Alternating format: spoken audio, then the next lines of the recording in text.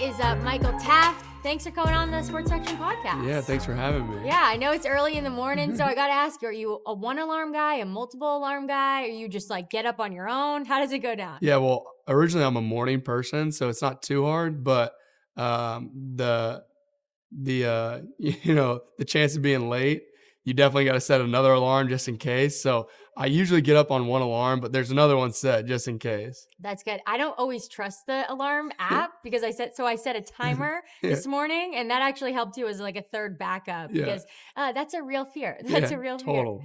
fear. We talked a little bit about it off air, but where are you training right now? Yeah, San Diego, with the speed coach named Les Spellman, and he's been awesome. He's been really cool, and all the little details at the 40 and the 5-10-5 and all those drills for the combine that they need. He knows all those answers, so it's really cool. It's it's one of the most unique ways of training because you only do it for 2 months, and then after that you go back to football. Right. So it's interesting. I really, really love it. I'm enjoying it, and not a bad life out in San Diego. Totally, for sure. And being here at the Senior Bowl, there are a lot of players that maybe you've known for a long time, haven't seen for a while, but also probably haven't met. Is there a specific guy that you're excited to either meet or just reconnect with here? Yeah, I've loved to get to know Diego Pavia over the years. We played twice. I was hurt for the second one, but we played up in Nashville, and just mutual respect throughout the games. And then seeing him up in New York City for the Heisman, and then meeting him officially here has been really cool. And then also just being a fifth year and in my class, Garrett Nussmeier, hearing so much about him, just being a big time quarterback, and then getting to see him and just a regular guy and a really cool, thoughtful person. So those two kind of stick out. That's awesome. And I want to say congratulations because you did win the Danny Werfel Trophy, which is an incredible honor. Throughout your time just in college football, what has community service meant to you?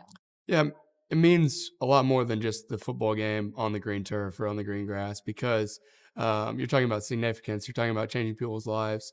And so for me, it was not so much. I realized like once you're able to play, once you put so much into this, and obviously there's so much motivation towards winning and towards playing. That's great.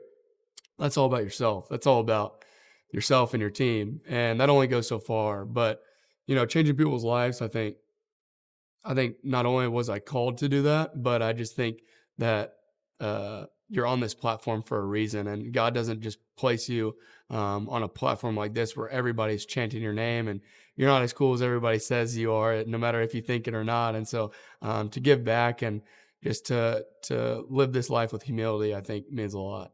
And the Lord did bring you to Texas, which is incredible. And I'm sure you had an awesome time there. And just this last season, do you have a standout memory? When we beat Texas A&M at home, our last regular season, just knowing that we have a chance of getting in. Maybe this was the last time we were all together. Just people opt out of bowl games and people transfer.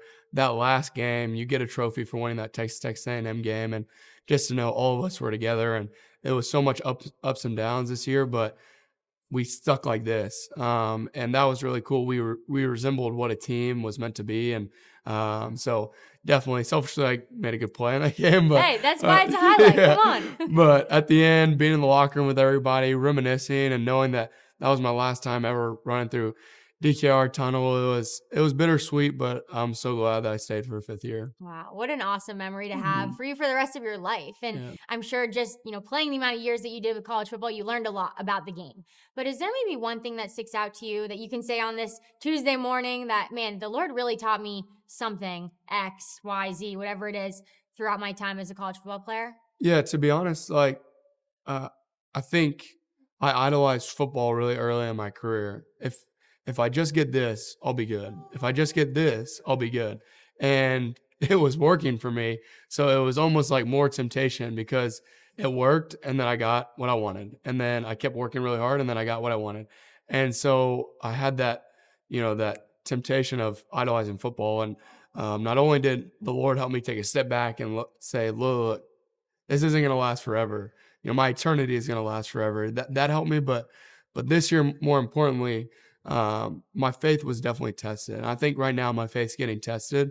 And in Peter, he says, your faith gets tested to see if it's genuine or not. And so I'm really trying to lean on that because, this is a stressful time period. It's a really important job interview if you make it too important, but if you understand that, God places you exactly where you're meant to be, and just knowing that your faith's going to go here and here sometimes, but if you just keep your trust in the Lord, then at the end of the day, He will supply. Thank you for sharing that. It's awesome and it's real. Like there's a lot here, but it's also an awesome opportunity. And Mhm. I have a friend who recently shared with me that she has God picked me today. The first thing that she sees in the morning, and I think that's a great mentality to have when you wake up in moments that can be high pressure, but also, man, this is like my dream. This is what Right. I've been praying for. Yeah. Like I'm living my answered prayer. Yeah. And so when you think about just the trust and the faith that you have to have in the Lord. Like you said, it's hard. Who is maybe someone in this season or throughout your college football journey who has really helped you Yeah. pursue the Lord? Number one answer is Sam Ellinger. He's always, I've been frustrated at times because I'm like, I just made a really good play. Like, I had a really, really good game. Like, the guy that's taught me everything, the guy that I look up to probably the most, I can't get a text like, good game, Mookie, or anything.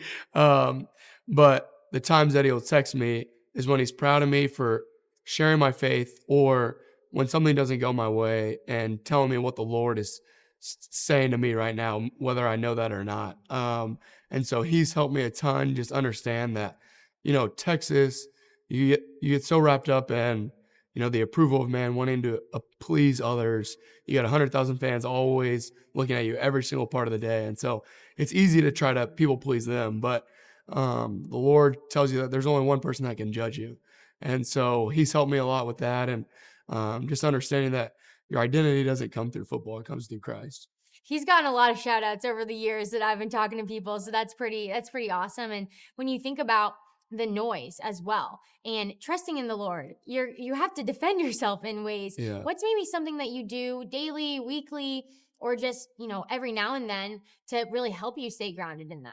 Yeah, well, community. I think community is really important. I've got a really good Bible study leader who, whether I like it or not, he always calls me. He's pretty consistent about it, and we go on walks. We go to the local, sandwich shop, and he's a source for me to just let out all my emotions and just let out what the Lord is placing on my heart right then and there. And so I would say community number one, but also just being consistent in the Word. I've failed at times, I've been good at times, but right now I'm reading a book by Tim Keller talking about the Galatians, and it's been really cool to see like the freedom of Christ is what Galatians talks about. And so just being free in Christ and knowing that you can't put too much pressure on this because Christ has set you free. That's good. Well, thank you for sharing that. And to look forward to your NFL pursuit. Do you have a favorite NFL team growing up? Yeah, so a lot of my family's from Houston, so I love the Texans, but um, we're Texas Longhorn people. That's just who we are. Our pro team was Texas Longhorns. So when Vince got drafted, we were Tennessee Titans fans. When Colt McCoy got drafted, we were Browns fans for a little bit, and then we were Cardinals fans. And so when Sam got drafted, we were Colts fans. And so I've been on the Falcons train a little bit for Yeah, Bijan, and then yeah. Titans fan this year for Gunnar Helm. That's my best friend. So, I'm a Texas Longhorns guy, and I just like the Texas Longhorns I love NFL it. I teams. love it. That's kind of the life that I've lived as well. When you think about the Super Bowl coming up in a couple days, do you have the Patriots or the Seahawks? Man, I got my guy Byron Murphy on the Seahawks. He's Got a my guy. He's a beast. beast. He's a beast. He's a game changer. Got my guy Brennan Schooler on the Patriots. I He's know also a he's beast. also a really good player. I know I'm forgetting somebody. The punter Michael Dixon on the Yeah. Seahawks. But I will say Drake May, much respect. He's my same age, so I feel weird saying it, but look up to that guy. I think everything that he's done is really, really impressive. So I'm gonna go with the Patriots and Drake May. All right. Well, New England will like you for that. Michael, thank you so much for sitting down with us. We're so excited to cheer you on in football, but also everything else that's to come in your life. Yeah. And have a great rest of your week. Thank you so much. God bless.